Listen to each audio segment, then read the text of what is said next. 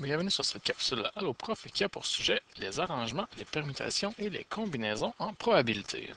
Afin de bien comprendre la démarche et les calculs qui seront présentés dans cette capsule, il est important de maîtriser certaines notions. Dans un premier temps, il faut être à l'aise avec le calcul de notation factorielle, donc qui est en fait une multiplication successive de plusieurs chiffres. Ensuite, connaître les différences entre les types d'événements pour être en mesure d'utiliser les concepts et les opérations adéquates.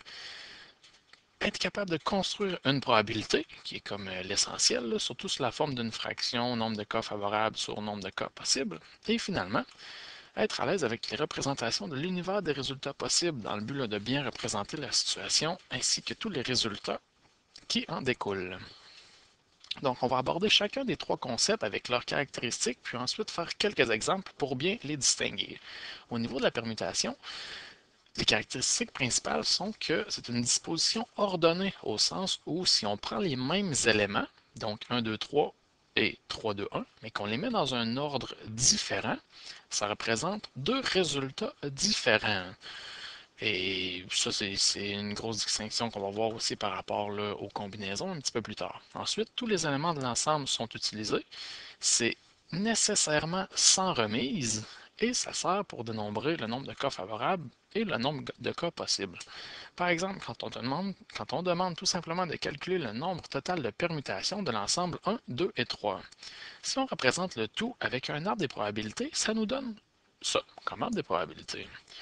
On est capable de d'énumérer chacun des résultats en suivant chacun des chemins définis par les branches de l'arbre, donc 1, 2, 3, 1, 3, 2, et ainsi de suite. Sauf que la permutation à la base, les permutations à la base, ce qu'on veut savoir, c'est combien il y en a. On n'a pas besoin de les énumérer. Tout ce qu'on veut, c'est le nombre total de permutations.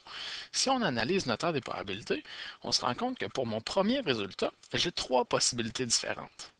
Pour mon deuxième tirage, peu importe le chemin que je vais prendre, j'ai deux possibilités différentes.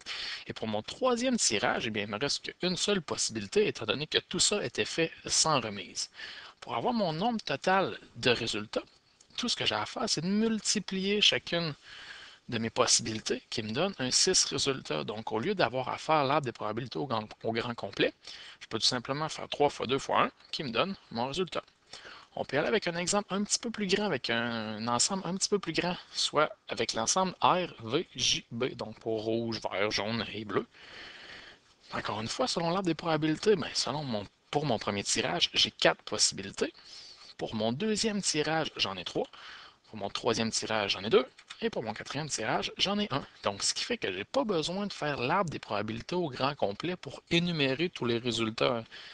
Tout simplement en appliquant le principe de la multiplication, avec les différentes possibilités que j'ai pour chacun des tirages, ça me donne mon nombre total de permutations qui est 24. Donc, quand vient le temps de calculer une probabilité, cette méthode-là va beaucoup plus vite.